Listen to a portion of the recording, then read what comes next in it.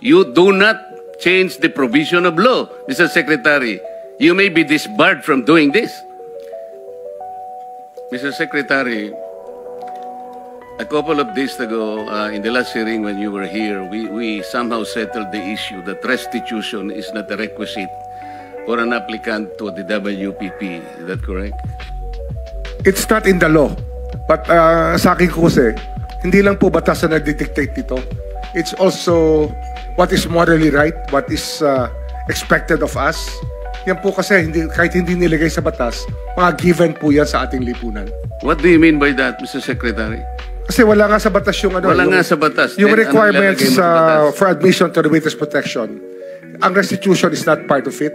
Yes, it is not. Oh, pero hindi mo nangangahulugan na hindi namin pwede i-layout yan depending on the case. Mr. Secretary, I am still in the stage where a particular applicant wishes to apply under that program. And there is a process. In the process, restitution is not one of the requisites. Is that correct? Opo, pero if it's in terms of this case being a financial crime, sir, this is a crime against the financial status of the Filipino people, of the Philippine Republic. I think that it's just right. Mr. Secretary, are you amending the provision of the law? No, sir. No, sir. But that is how we run the witness protection program. As a lawyer, Mr. Secretary, may I ask you, in a criminal prosecution, the civil liability is impliedly instituted. Is that correct? Of course. Kaya nga eh. Hindi naman nangangahulugan kung sakasakali na natapos na yung criminal prosecution.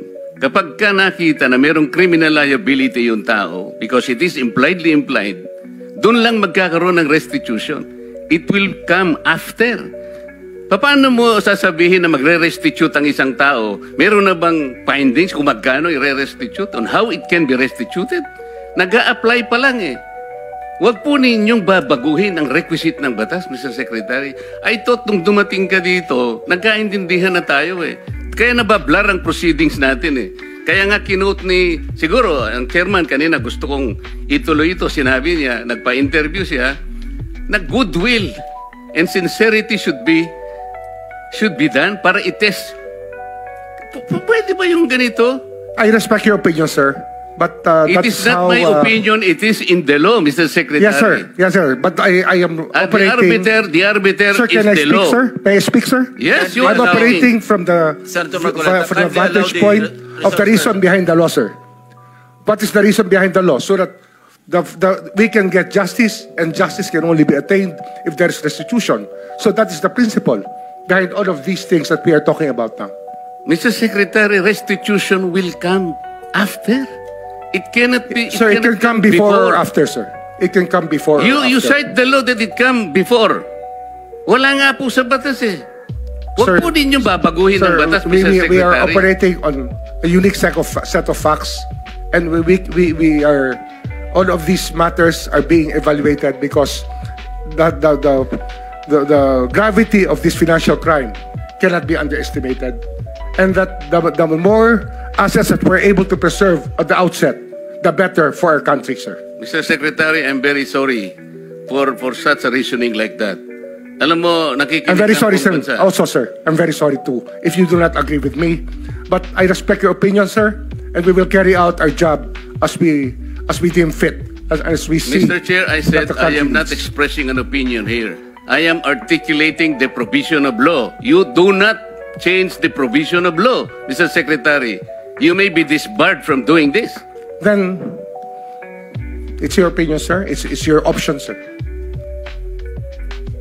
Sinabi ko na nga, hindi ko opinion ito. I am articulating then it's your option, sir. It is what you wish to happen. That you may proceed. Ikaw ang with what you nagbibigay wish. ng opinion, nilalagay mo yung restitution to test the goodwill of a possible applicant. It is not in the law. Unless you are able to point out the provision of law that it come before. Hindi ganun eh. Sabi mo na nga, and we admitted, impliedly instituted ang civil liability, but this will come eventually after the court has pronounced kung magkano ibabalik niya kung meron man. Not before. Thank you, Mr. Chair. Yung tungkol dun sa kay restituto, ano? Kasi maraming naaliw kay restitution ngayon eh. Kasi ang point doon, pwede bang magsauli or i-require yung pagsasauli before or after? Ang sabi ni Secretary Boying Rimulya, pwede naman before or after, pero ang sabi nyo, hindi, after na. After o at a later date. Kanina nag-uusap kami ni Jerry dito habang commercial. Paano nga kaya kung pwede namang before? Sabihin ni Diskaya, sige, magsoli tayo ng tig 1,000. Who will determine kung magkano isosoli niya kung mag-uumpisa pa lang? Yun na nga eh. Yun. Tama ngayon din. Yun nga yung dilema ng batas. Kaya nga, palagi nangyayari. Pagkatapos, para sa ganun, medyo process lahat. Kamo nga ngayon, tinanong ko siya kahapon, o kung sakali nga akong paniwalaan kita, nangyayari before, magkano isosoli niya? Kukwentahin daw nila. Paano nyo kukwentahin? Kayo ba yung nakalagay sa batas para kumuwento? Wala nga nakalagay na requisite eh. Kaya ayoko lang sanang puntahan ito. Kasi yung mga ibang tao, ang pinapaniwalaan nila, ayaw ko raw magsoli. Ang sinasabi ko lang, ang pagsusoli, nasa bandang huli. Sa dulo. Kapag yun ang sinasabi ng batas, wala sa una. Ayan. Kaso yung iba naiintindihan naman, kaya lang, meron lang siguro talagang may galit sa akin. Talagang binabalik nila doon sa maling pagkakaintindi. At hindi natin dapat na binabaluktot o binebend ang batas. Mahirap yun eh. Unang-una, hindi pwede. Hindi pwede. Walang sino man na makakagawa nun. Kahit si Hercules, hindi niya nga yung baluktot. Malakas na yun eh.